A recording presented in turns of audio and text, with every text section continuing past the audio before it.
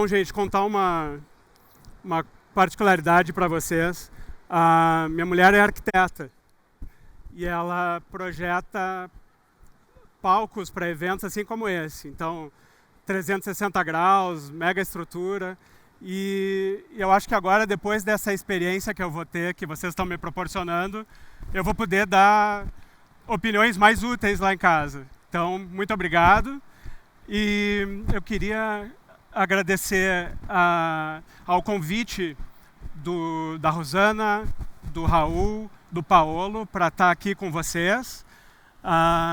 E vou então começar a falar um pouquinho mais sobre dados e decisões. Vou passar aqui o primeiro.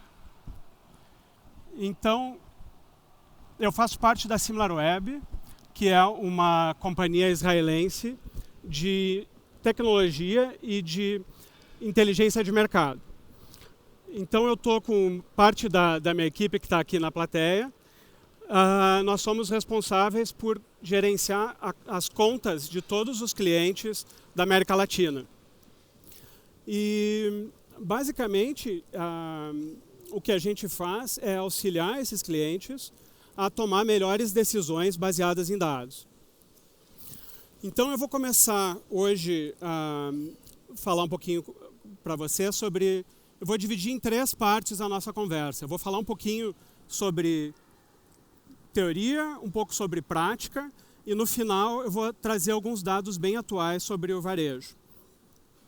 Então eu vou começar falando sobre um conceito que todos vocês já conhecem, que foi lançado em 1960, não é nada novo, que são os 4 Ps, que o Jeremy McCarthy, que é um professor de marketing americano, ele trouxe essa ideia de que uma estratégia de marketing ela deveria sempre levar em consideração produto, preço, praça e promoção.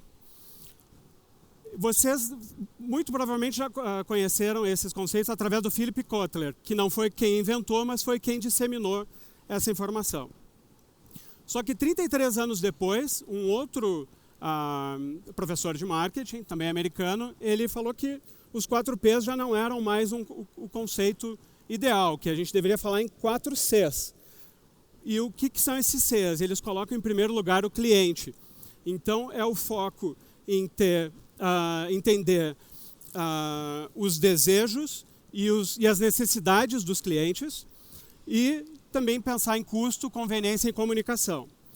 Comparando esses dois, né, o McCarthy em 60 e o Lauterbach 33 anos depois, a gente vê que tem um C que está faltando. E esse C é o C da concorrência, né? Então, tudo que a gente hoje vem trabalhando com a B2W, com outros clientes, diz respeito à concorrência. E qual que é a ideia por trás disso? Se a gente não está levando em consideração a nossa concorrência, se a gente está olhando somente para o nosso umbigo e tomando decisões com os nossos próprios dados, né, com os dados internos, a gente tem uma ilusão. Então a gente acha que está navegando dirigindo por uma estrada vazia ou então navegando num céu de brigadeiro.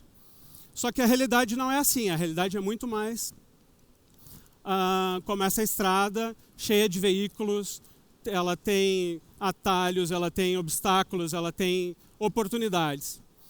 E a ideia é justamente isso, é ter uma noção mais precisa da realidade para que as decisões de vocês, de estratégia, de marketing, de vendas, elas sejam mais assertivas, vocês tomem melhores decisões. Muito antes do McCarthy, do Kotler, falarem em 4 Ps e 4 Cs, tem um general chinês chamado Sun Tzu, todos vocês conhecem. Os livros deles eram escritos a nanquim em tiras de bambu, e ele fala muito sobre a questão da concorrência. E ele diz basicamente o seguinte, que se a gente conhece a si mesmo e conhece o nosso concorrente, a gente vai ganhar todas as batalhas, né, do mercado. Se a gente conhece somente o nosso... a gente apenas se conhece, mas não conhece o concorrente, a gente vai perder metade das batalhas. E se a gente não conhece nem a nós mesmos, nem ao concorrente, ferrou, né? A gente não vai... os nossos dias estão contados. Bom, colocando isso em prática, né, o que a gente pode analisar em termos de estratégias de concorrência? Né? O que é mais comum entre os nossos clientes?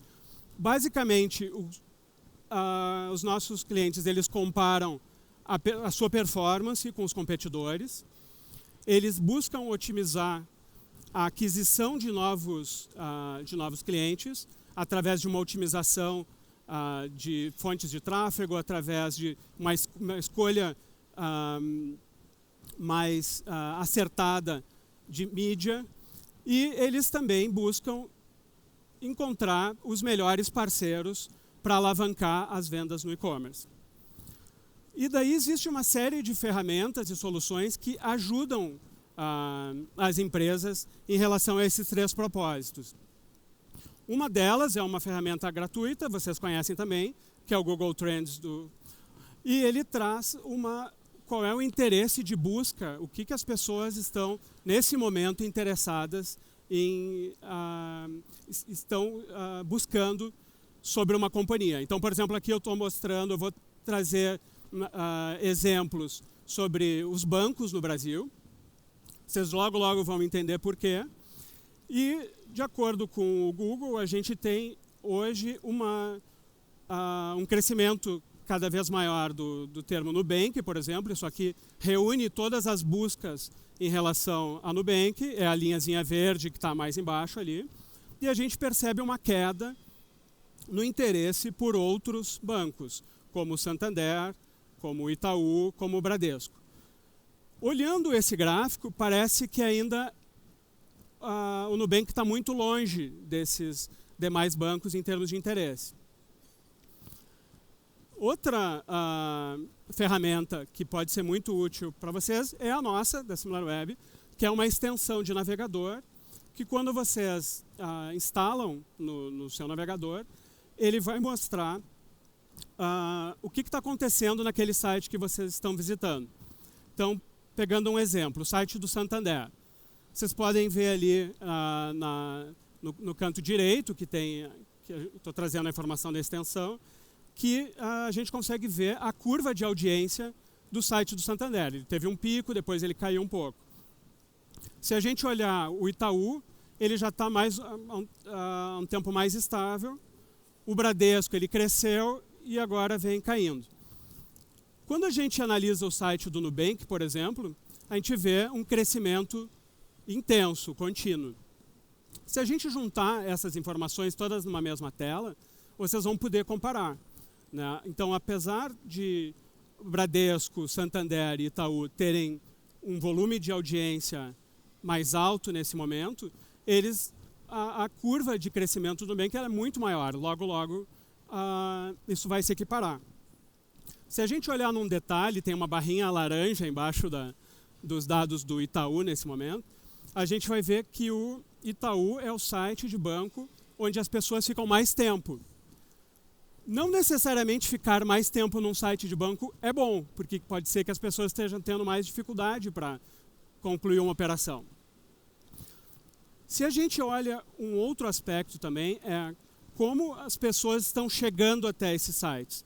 Então aqui essas rosquinhas, né, são as fontes de tráfego.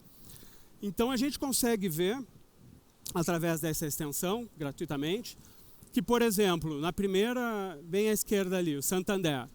Então o Santander, ele tem, comparado com os outros bancos, é hoje quem mais está investindo em display, ou seja, quem mais está anunciando através de banners em portais.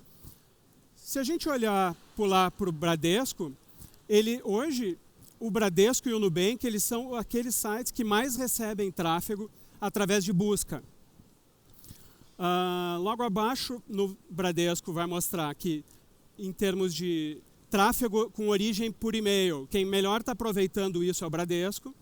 E também um volume grande de visitas através de redes sociais está gerando tráfego para o site do Bradesco. O Bradesco está operando bem essa mídia. O Nubank, por fim, ele opera bem busca, redes sociais e também está com bastante tráfego por display. Essa tela aqui ela vai mostrar essa mesma informação de uma forma distribuída ao longo dos 3 anos. Aqui já não é mais a extensão, aqui já é a nossa ferramenta Pro. Só que vocês vão me dizer assim, Fabiano, o que adianta a gente estar vendo a performance de sites de banco? Ninguém acessa um site do banco, a gente acessa o aplicativo. Então, o que interessa é a gente ver o desempenho desses apps. E aqui a coisa vai mudar de figura. Essa primeira tela, ela mostra o percentual de pessoas no Brasil que tem esses apps instalados. Então, 1 a cada 10 brasileiros que usam Android tem pelo menos um desses apps instalados. O que a gente consegue ver? Que, por exemplo, em agosto, o Nubank é aquela linha vermelha. Em agosto, o aplicativo do Nubank pela primeira vez passou um banco tradicional. Ele passou o número de instalações do Santander. Tinha mais gente com app do Nubank instalado do que do Santander. E agora a gente está num momento histórico muito importante. Essa última linha ali são dados de maio, que mostra que tanto o Nubank quanto o Santander, quanto o Bradesco, eles estão no mesmo patamar. Ou seja, tem praticamente a mesma quantidade de pessoas com apps instalados desses três bancos. Só que só ter o aplicativo instalado não é uma garantia de que as pessoas estão de fato usando. Então a gente traz uma outra métrica, que é o percentual de uso desses aplicativos.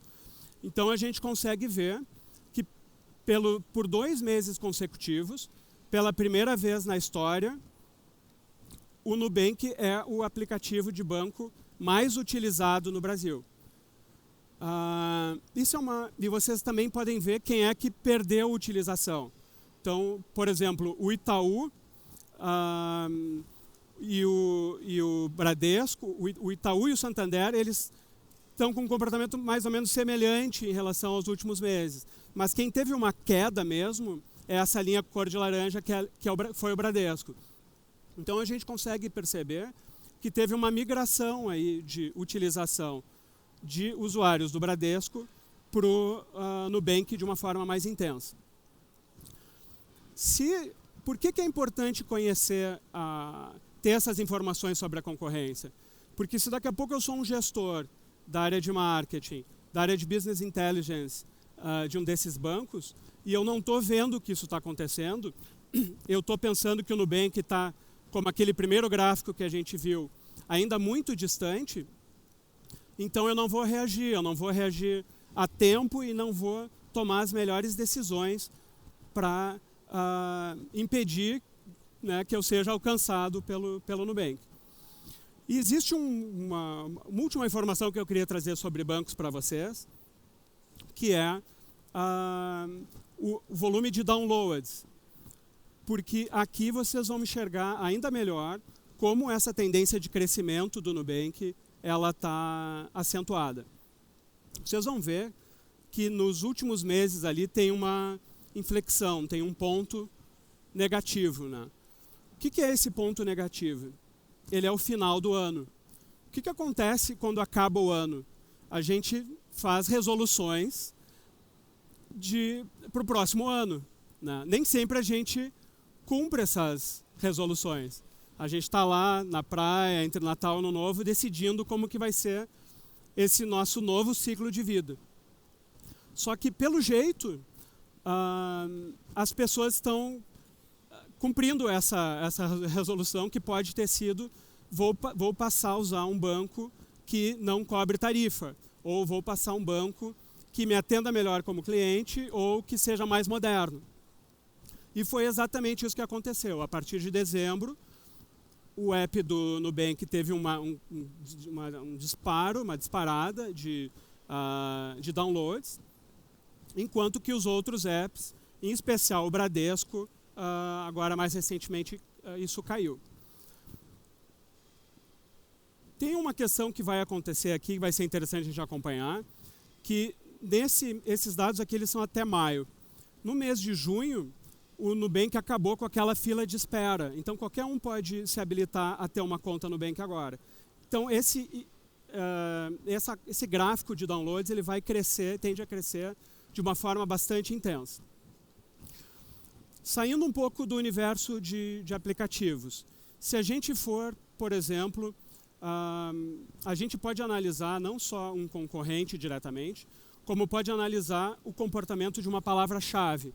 Então, por exemplo, eu tenho um determinado produto. Digamos que eu seja uma empresa que aluga carros. Para onde, quando alguém escreve no mecanismo de busca alugar carro, para onde essas pessoas estão indo? Sou eu que estou recebendo a maior parte do tráfego ou eu tenho um concorrente que está na minha frente? Então, por exemplo, nesse caso aqui, palavras-chave desktop orgânicas, elas estão relativamente bem distribuídas. O que está na frente é um site chamado rentcars.com. Isso é orgânico, né? Se a gente fala em links patrocinados, existe um outro player, que é o Rental Cars, que ele fez um investimento gigantesco ali alguns meses atrás. Se eu estou acompanhando essa informação, eu consigo reagir, eu consigo fazer uma campanha, eu consigo dar mais ênfase para esse produto. E aqui, por exemplo, é um outro cenário totalmente diferente, a mesma palavra em buscas mobile, que hoje está sendo, nesse período, houve um pico da Unidas.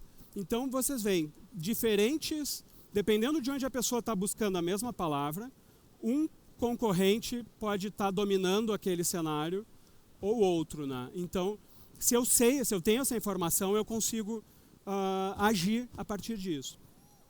Vou mostrar um último exemplo antes da gente entrar em varejo, que é uma coisa que plataformas como a SimilarWeb ou outras que existem no mercado possibilitam que vocês consigam ter visibilidade, que é o entendimento de quais são os produtos que estão sendo mais visitados em um site. Então, por exemplo, eu consigo saber como está o interesse de um determinado público, que produtos eles estão buscando, eles estão visitando, e a tendência é que sejam os produtos mais comprados também. Com base nessa informação, eu posso definir a vitrine da minha loja, eu posso dar mais ênfase a um produto ou outro, e eu vou ter um ganho maior. Então, por exemplo, vocês estão vendo aqui no site da Jeep, o site visto por desktop. Hoje os produtos da Jeep mais visitados são o Renegade, o Compass e o Wrangler. Para mobile é o mesmo comportamento. Se eu já analiso a Chevrolet, hoje o Onix, o Cruze e o Prisma são os carros que o público está tendo mais interesse. Isso aqui é informação de maio, agora recente. E já na Renault eu tenho o Capture, o Kwid e o Duster como sendo os carros que estão tendo mais interesse pelo público. Bom, agora esses exemplos que eu trouxe são para vocês terem uma ideia de o que a tecnologia hoje permite que vocês analisem em termos de informação de um concorrente. Eu vou agora trazer dados que são mais específicos para o varejo.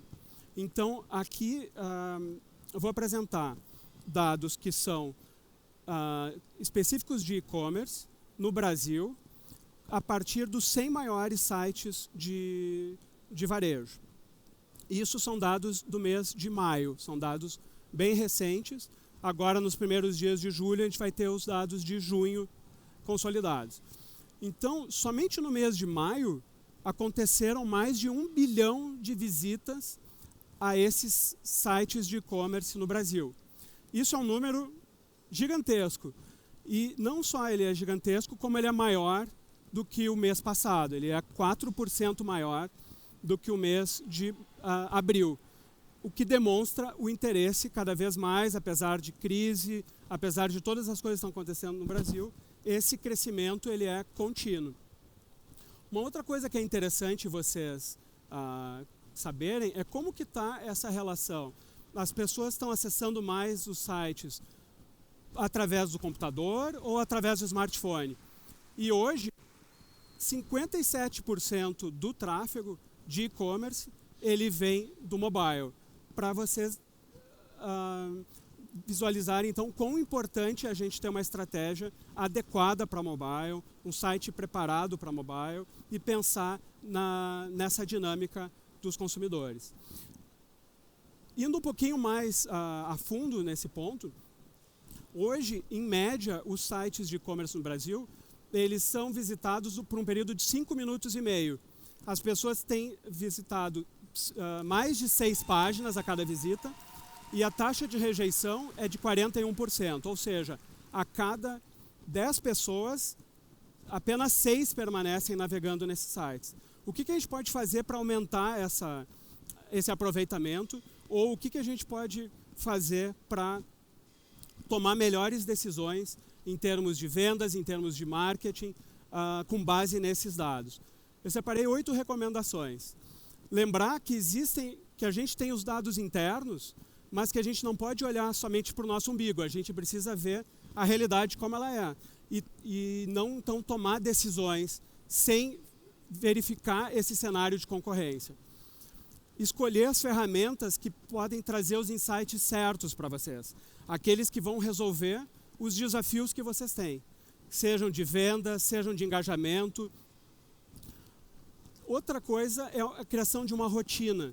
É definir indicadores que permitam que vocês comparem a performance dos seus sites, dos seus canais de venda, das suas empresas com os competidores. E também criar esse hábito de acompanhar esses indicadores, ou então alocar uma pessoa na equipe, ou montar uma equipe específica para isso, para monitorar permanentemente essas métricas. Criar dashboards, criar rotinas semanais, pelo menos, para que vocês estejam sempre atualizados com essa informação. E, em termos de engajamento, validar cada decisão de marketing. Não decidir ir por um caminho ou disparar uma campanha sem antes ver se esse é um caminho que está sendo adotado pelos concorrentes também. E uma coisa que é muito importante é envolver as agências, né? Sejam agências digitais, agências de publicidade, agências de performance, fazer com que essas agências sejam parceiros de vocês nesse monitoramento da concorrência. E por último, antes de vocês comemorarem um crescimento de vendas de 20%, por exemplo, é muito importante vocês verem se o concorrente não cresceu 50%.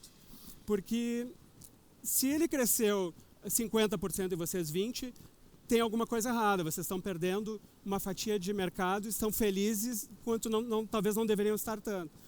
Por outro lado, se esse concorrente tiver crescido apenas 10% e vocês cresceram 20%, comemorem em dobro, porque vocês não só estão vencendo esse negócio, como estão vencendo a concorrência.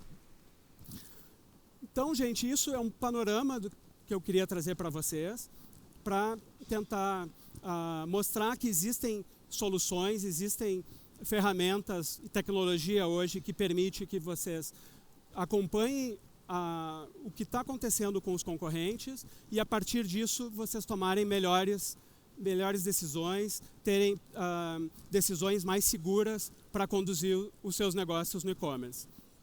Então, a gente tem ainda um tempinho, se vocês quiserem fazer perguntas. Eu não estou ouvindo muito bem aqui. Está me ouvindo melhor agora? Não estou te ouvindo. Não? Então eu vou ficar aqui pertinho de você. Acho que eu vou tirar isso. Fica mais fácil. Boa tarde, pessoal. Vocês estão me ouvindo bem? Legal. A gente só consegue fazer uma pergunta, tá? Por conta do tempo. Quem pergunta aqui é o Hamilton Coelho. Ele gostaria de saber como podemos ir além dos dados de CRM para despertar novos negócios com os nossos clientes. Hamilton. Então, o Hamilton perguntou como a gente pode ir além dos dados de CRM para gerar novos negócios. É uma pergunta que é interessante porque geralmente as empresas que se concentram muito nos dados CRM, elas estão olhando para a sua base de dados internas, né? Sua base de dados interna. Uma coisa que é que pode ser muito útil nesse caso é tentar enxergar, montar entender como que esses clientes que fazem parte da tua base de CRM, como eles chegaram até o site. Isso é uma informação que vocês conseguem facilmente através do Analytics. Então, tendo esse perfil das fontes de tráfego, comparar através de informações sobre a concorrência, comparar se o concorrente também tem essas mesmas fontes de tráfego. Daqui a pouco vocês estão concentrados, por exemplo, em redes sociais, enquanto o concorrente está concentrado em afiliados, ou ele está concentrado em um programa de parcerias, ou ele tá trabalhando muito mais forte que vocês em e-mail marketing.